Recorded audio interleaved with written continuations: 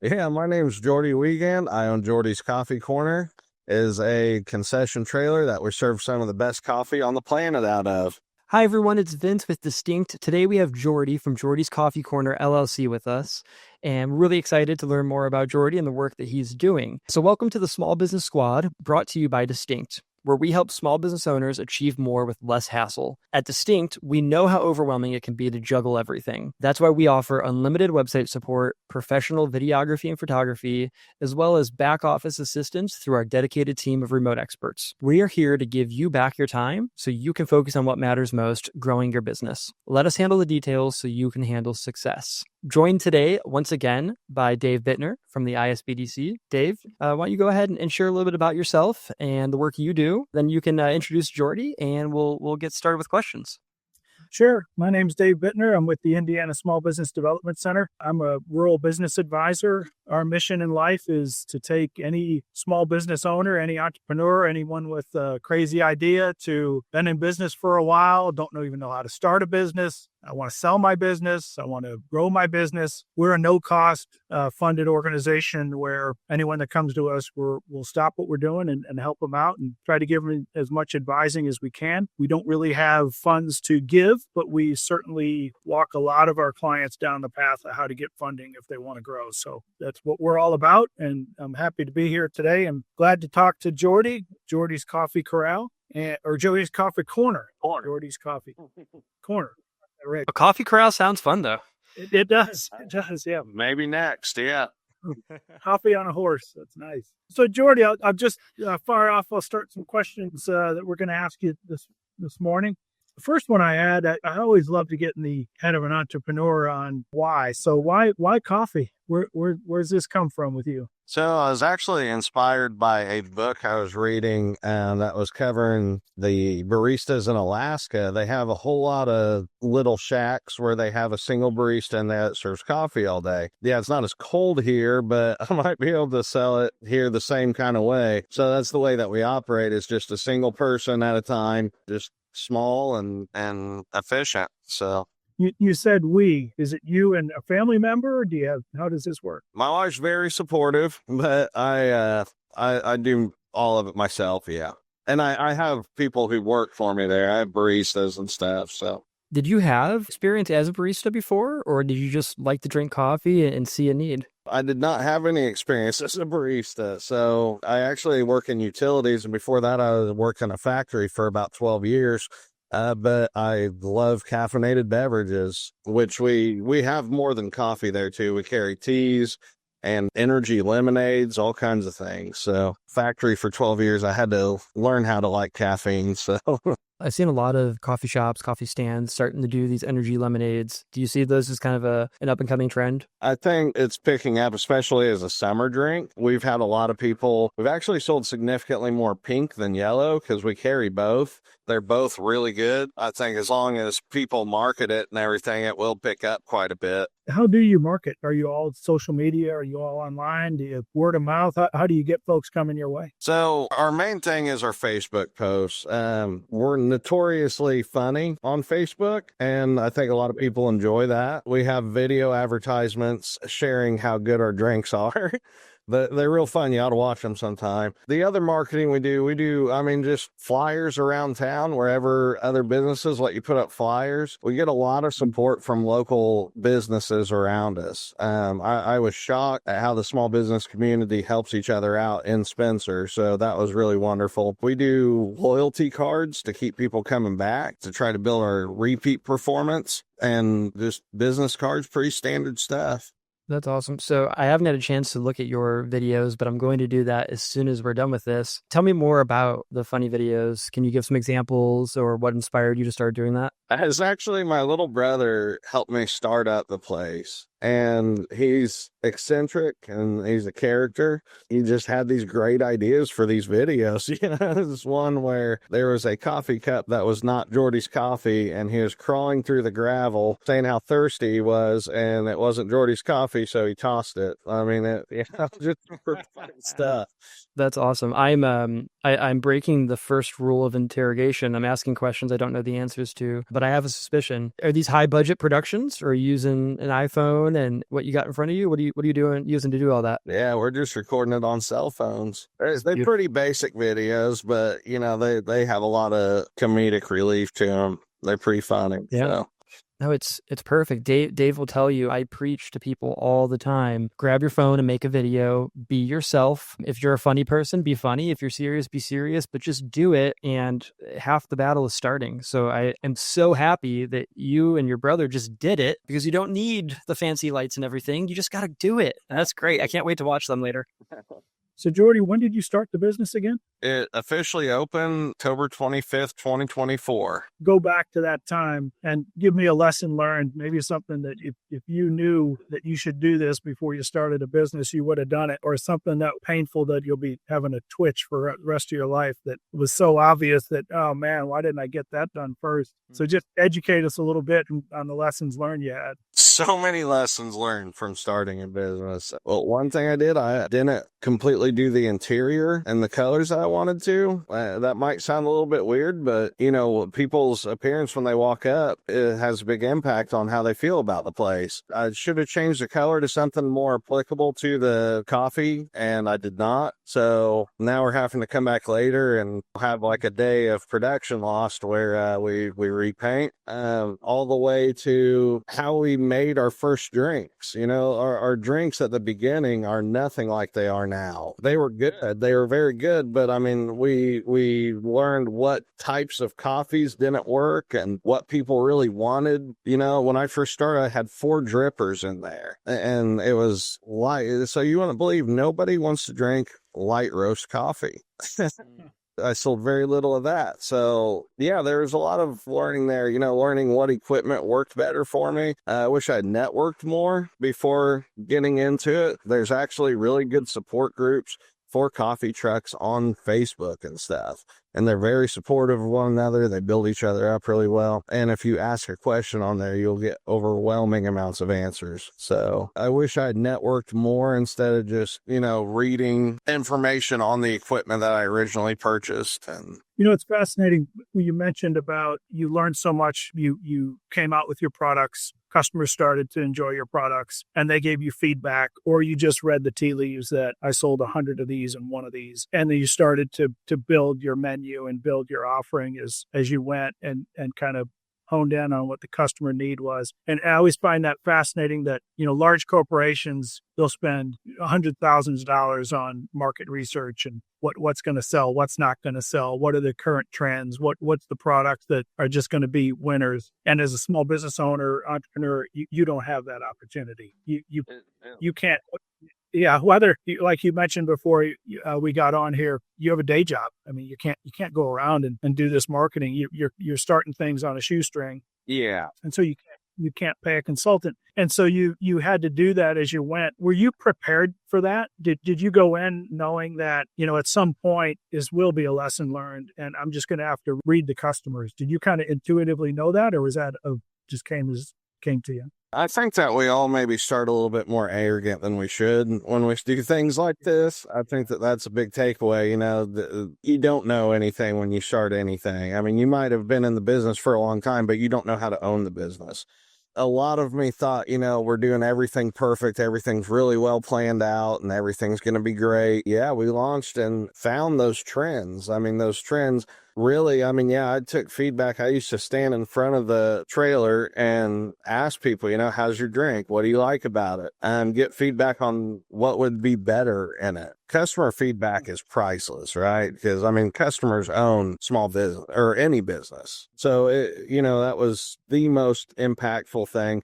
I use a POS system and it tracks every sale that I make. And I go in there sometimes monthly and I check what's selling, what's not. I record trends.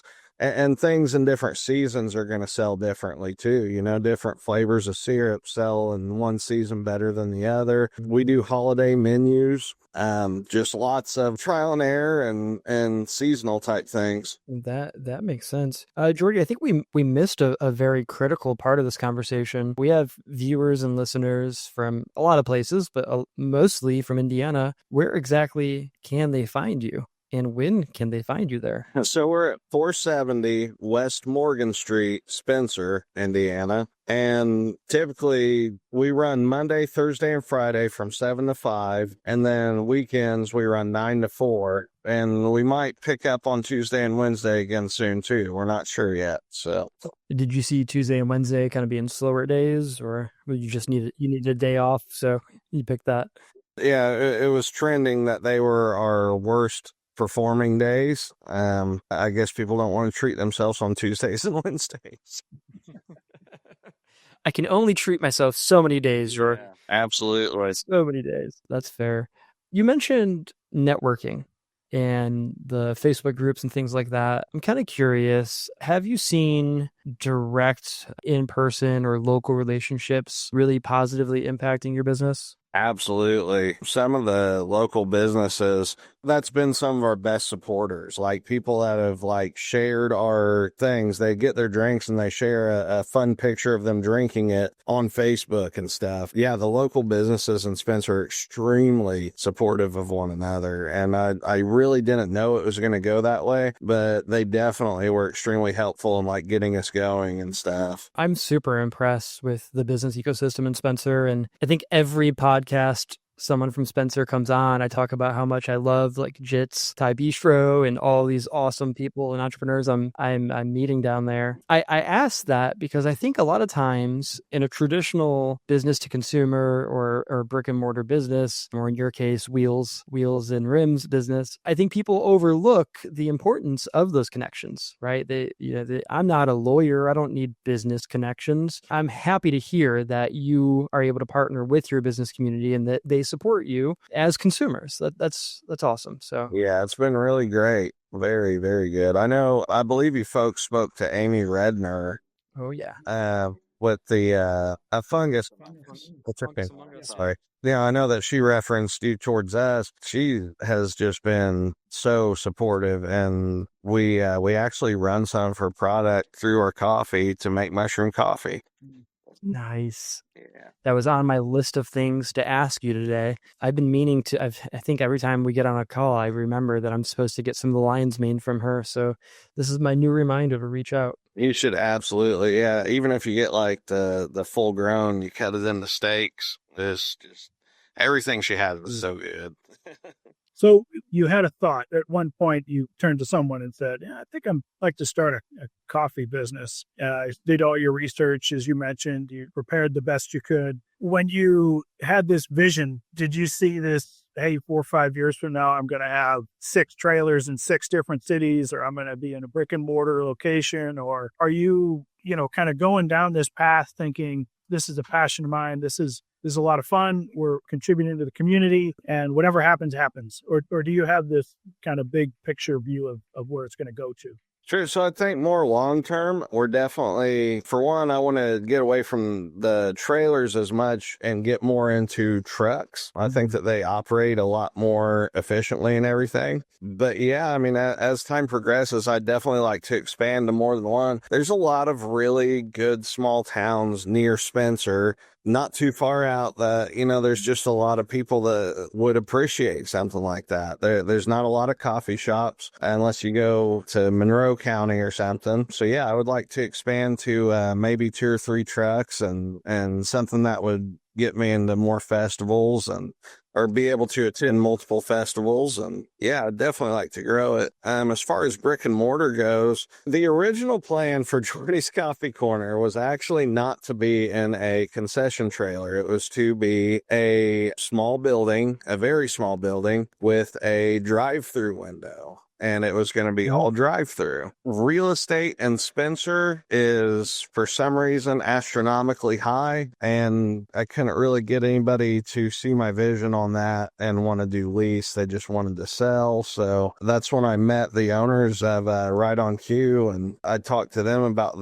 they had the trailer that I use now, and we got along, got everything done. So that's awesome. You talk about wanting to, go to festivals, move to surrounding areas, get a truck, things like that. There's always so much work to do and that can be done. What are some of the techniques you use to just take care of yourself? Take care of myself in what sense? I'm sorry. Just not burn out, right? And when you're entrepreneurial, you could probably go 100 miles per hour for 80 hours a week and not even think about it. What are you doing to kind of balance that? Well, on your downtime, if you have downtime ever, pretty few and far between, but, do something that you really love doing. Like, I love spending time with my family. Big on cigars. I don't know if I'm allowed to say it on here. Edit that if you need to. I'd like the occasional cigar and maybe some whiskey with it. So, yeah, I mean, I just do something that I really enjoy, and decompressing is always a big thing. Decompress any way you can. Obviously, your morning routines, incorporate meditation into them, things like that to help you kind of, stay centered and focused on what you're doing. And, yeah, absolutely. You've got to, if you haven't already been, you got to come up to Greencastle and go to our whiskey bar, the Whisk. Oh, there's one in Greencastle. Yes. And it is, I'm told, I haven't been to a lot of whiskey bars, but I'm told it's one of the better ones in Indiana. It's a fantastic place to be. I was there last night. Absolutely. Oh, I will definitely go there now that I know it exists. You let me know, and I'll come meet up with you. Absolutely. That'd be great.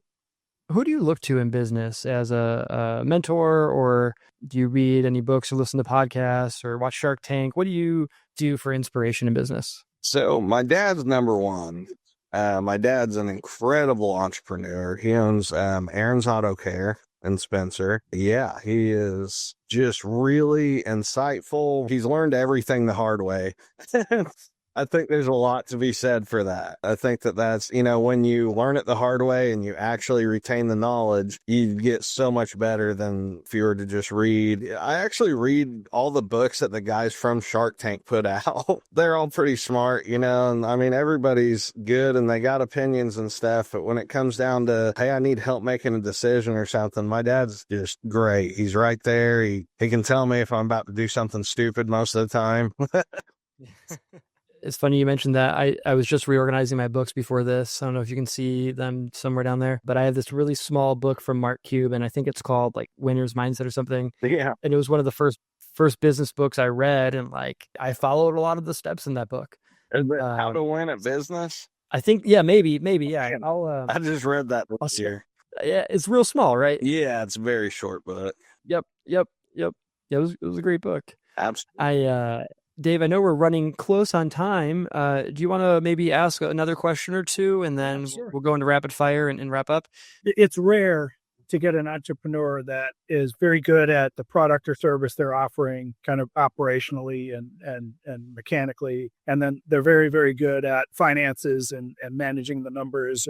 And they're also very good salespeople and face to the customer, marketer, networking person. And so a lot of times there's somebody else in their world, whether it's a spouse, whether it's someone else in their world that helps cover their weaknesses or the things that they have to learn as they continue to grow as an entrepreneur. Tell me one thing that came natural to you as an entrepreneur when you started the business, and then something that you kind of lean on somebody else for some help. Sure. So what came natural is actually the analytics of it. I've always been decent with that. I actually went to school for business, which helped a lot with knowing how to track finances and stuff like that. The analytics came very natural to me and how to figure price points and stuff like that. We actually had at one point where we lowered all of our prices, like did enough, searching out and things to lower the prices. And that was great. I was so happy about that. Weak points. I'm a pretty straightforward black coffee drinker. I absolutely love good black coffee. And so what I wasn't real into is like sugary drinks and stuff like that and seasonal things. And my wife has been extremely supportive about, what's good and what's not. Some of the baristas I have that work there they actually make most of the new drinks. My little brother made what's called the Outlaw Family. It's still to this day, our best-selling drinks. Specifically the Shady Lady. If you like Snickers bars, it is the way to go. The sugary and sweet drinks and stuff was kind of more my weak point. Because I knew how to do, real basic, like Americano. I think Americano is a great drink. I'm with you on that. Well, that's good. You had somebody to lean on to get what the customer is going to like on that sugary side, because you're right. I mean, that'd be a huge gap for you to have to try to figure out yourself. So absolutely, that's good. Yeah. So Jordy, let's move on to our rapid fire Q&A. So I'll give you the rundown. It's going to be a minute and a half. I will ask you short questions, and ideally you'll have short answers, but sometimes they're not so short. If you're ready, I'll start the timer and we can get going. I'm ready. All right. Coffee or tea? Coffee. Early bird or night owl? Night owl. What's your favorite tool in business? Microsoft Excel. Favorite social media platform for the truck? Facebook. One book everyone should read. One bullet. We can say how to win in business. Sure, that's perfect. How to win a business. You can't beat Mark Kieran. No, you can't. Last thing you Google searched. Oh, I've been using Chat GPT so much here lately that I don't remember the last thing I Googled. That's fair. Email or phone call? Phone call. Your favorite snack? Cheese. Charcuterie board. There we go. Charcuterie board. Oh, there we go. First job you ever had?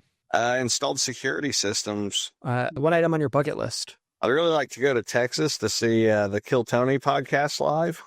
Oh, nice. Mountains or beach? Oh, probably mountains. Mountains. And that was our timer. Jordy, before we go, we always like to ask if our guests can nominate or recommend anyone else who might be good for the podcast, who needs to be showcased for the work they're doing in their business. Does anyone come to mind? Absolutely. Have you folks done the Sweet Escape Bakery yet? No. Okay. They are absolutely, their stuff is just incredible. And they're doing very well, I believe, in all that they're doing. So that's awesome. So definitely. They're on my list. I got their info. So perfect. All right, Jordy, do you have another one for us then? Well, how's your dad doing? Can Dad get in on us? He would probably talk to you guys. He's very good at that kind of thing. So Aaron's Auto Care out of Spencer. Okay. His name's Eric Weigand. He'd probably love to talk to you guys. Okay. Maybe you could connect us over email. We can try to coordinate with him. Absolutely. Awesome. Well, Jordy, I really appreciate your time. I know we got a couple of minutes left here before we got to get off, but is there anything that we didn't ask you that you were looking forward to talking about, or anything that came to mind since we started this conversation? Well, one thing, if anybody out there is thinking about starting a business and they're watching this for information, one thing that definitely you need to do is when you calculate your starting capital, like what you need for starting capital, like double it. When you calculate it, double it. That's the best thing I could say about the starting it off, especially for your first year. Double what you believe your startup capital needs to be. Yeah, so that's fantastic advice. Well, Jordy, thanks again for having us. I'll definitely connect with you next time I'm down in Spencer, and we need you to connect with me when you come up here. Absolutely. Hey, I appreciate all this. It's been fun. So nice to meet you. Thank you very much. You too. Thank you.